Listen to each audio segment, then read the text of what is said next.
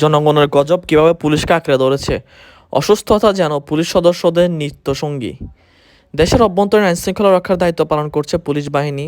আইনেও যে কোনো সমস্যা, সংকট বা বিপদে নাগরিকদের প্রথম ভরসা বাংলাদেশ পুলিশ। আদৌ কি প্রথম ভরসা, সেটা আমরা সবাই ভালো করে জানি। যাই হোক, নাগরিকদের নিরাপত্তায় শহর থেকে গ্রামে সবখানে দিনরাত দায়িত্ব পালন করে চলেছেন পুলিশ সদস্যরা। বঙ্গবন্ধুর বাংলাদেশ, আচ্ছা বঙ্গবন্ধুর বাংলাদেশ, ওকে মানলাম। পুলিশ আছে জনতার পাশে, এই স্লোগান নিয়ে নানা ধরনের সেবা দিচ্ছে বাহিনীটি। সময়ের সঙ্গে তাল মিলিয়ে পুলিশ সৃষ্টি করা হয়েছে নানা ধরনের ইউনিট। তবে যানবাহন, স্বাস্থ্য, জনবল, লজিস্টিক সহ নানা ধরনের সংকটে জর্জরিত বিশাল এই বাহিনী। সেসব সংকট নিয়েই বাংলা ট্রিবিউনের সিরিজের প্রতিবেদন পুলিশের কষ্ট।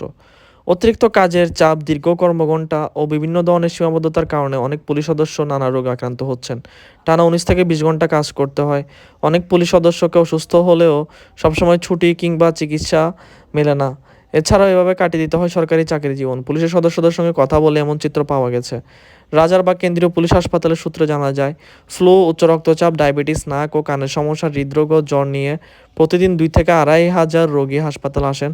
এর মধ্যে উচ্চ রক্তচাপ, ডায়াবেটিস, নাক ও কানের সমস্যা এবং জ্বর নিয়ে হাসপাতালে আসেন বেশিরভাগ পুলিশ সদস্য। দেবাশিস কর্মকার কাজ করেন রাজধানীর একটি থানায়। বাংলা ট্রিবিউনকে তিনি বলেন, রাত নেই দিন নেই কাজ করে যেতে হয়। চাকরির ধরনটাই যেহেতু এমন, সে কারণে কোথাও কোনো অভিযোগ করার সুযোগ নেই। অর্থাৎ অতিরিক্ত দায়িত্ব পালন করতে গিয়ে মাঝে মধ্যে অসুস্থ হয়ে পড়ি, প্রয়োজনে বিশ্রাম নিতে পারি না। মোফাজ্জল হোসেন, বয়স 45, পুলিশ কনস্টেবল হিসেবে চাকরিতে যোগদান করেন 1998 সালে। তার গ্রামের বাড়ি গাজীপুর। দীর্ঘদিন কর্মজীবন কাটিয়েছে রাঙ্গামাটি, মুন্সিগঞ্জ এবং র্যাব 10-এ। সর্বশেষ কর্মরত আছেন ঢাকা মেট্রোপলিটন পুলিশে। পরিবার ছাড়া একাই কর্মস্থলে বসবাস করেন। বাইরেও মেসের মানহীন খাবার, অতিরিক্ত দায়িত্ব পালন সব মিলিয়ে বয়সে এসে প্রায় অসুস্থ হয়ে পড়েন মোফাজ্জল। উচ্চ রক্তচাপ আছে তার। তিনি বলেন, 12 ঘন্টা বাইরে টহলে থাকি, মাঝে মধ্যে আরও বেশি সময় থাকতে হয়। এ সময় চাইলে গিয়ে থানায় খাওয়া যায় না, তখন বাইরে কোনো ফুটপাতের রেস্টুরেন্টে খেয়ে নেই।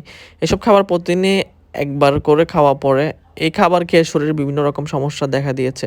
কিছু করার নেই, ক্ষুধা পেলে খেতে হয়। আমি যখন মুন্সিগঞ্জে ছিলাম একবার অনেক অসুস্থ হয়ে পড়েছিলাম। পরে রাজারবাগ পুলিশ হাসপাতালে এসে ভর্তি হই। টানা 1 সপ্তাহ এখানে ভর্তি ছিলাম। ওই সময় ডাক্তার পরামর্শ দিয়েছিলেন যেন প্রতিদিন সময় করে বিশ্রাম নেই, প্রতিদিন ওষুধ খেতে হয়। শরীর এখন আর চলে না, বিশ্রাম নিতে মন চাইলেও সেই সুযোগ নেই। দায়িত্ব তো পালন করতেই হবে। যে কোনো ওষুধের প্রয়োজনে রাজারবাগ হাসপাতালে যাই, ওখানে যেতে পারলে ভালো চিকিৎসা পাওয়া যায়। রাজধানীর সূত্রাপুর থানার পুলিশ পরিদর্শক তদন্ত রবিউল ইসলাম বলেন, প্রতিদিন সকাল থেকে রাত গভীর পর্যন্ত কাজ করতে হয় তাকে। বাংলা ট্রিবিউনকে তিনি বলেন, প্রায় দিনই 19 থেকে 20 ঘন্টা কাজ করতে দেখা যায়।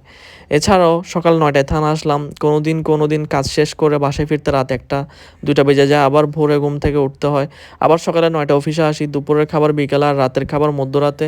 এই অনিয়মে অসুস্থ হয়ে পড়ি প্রায়। নানামুখী ক্লান্তির কারণে থানায় আসা লোকজন সবসময় ভালো সেবা দেওয়া যায় না। ফরিদপুর জেলার মধুখালী গ্রামের পান্নু মিয়া স্ত্রী সন্তান নিয়ে থাকেন রাজধানীর যাত্রাবাড়িতে। চাকরির বয়স শেষ পর্যায়ে ট্রাফিক কনস্টেবল হিসেবে চাকরিতে যোগ দেন 1984 সালে। গোপালগঞ্জ, খুলনা, রাঙ্গামাটি বিভিন্ন জেলায় তিনি কাজ করেছেন। 2000 সালে পদোন্নতি পেয়ে হয়েছেন উপসহকারী পুলিশ পরিদর্শক, এএসআই। 2002 সালে কর্তব্যরত অবস্থায় মোটরসাইকেল দুর্ঘটনায় আহত হন। ওই আঘাতে ক্ষতিগ্রস্ত পা এখনও সম্পূর্ণভাবে ঠিক হয়ে ওঠেনি তার। ভাঙা পা নিয়ে খুঁড়িয়ে 2009 সাল থেকে রাজধানীর বিভিন্ন জায়গায় ট্রাফিক পুলিশের দায়িত্ব পালন করে আসছেন। তিনি জানান, দুর্ঘটনার সময় ছিলেন মাদারীপুরে। সেখানে সরকারি একটা স্বাস্থ্যকেন্দ্র চিকিৎসা নিয়েছি। বর্তমানে স্থান থেকে রাজারবাগ হাসপাতালে চিকিৎসা নিতে আসেন তিনি। ধন্যবাদ দর্শক, পুলিশদের এই করুণ কাহিনী শুনে হয়তো আপনাদের ভালো লাগছে।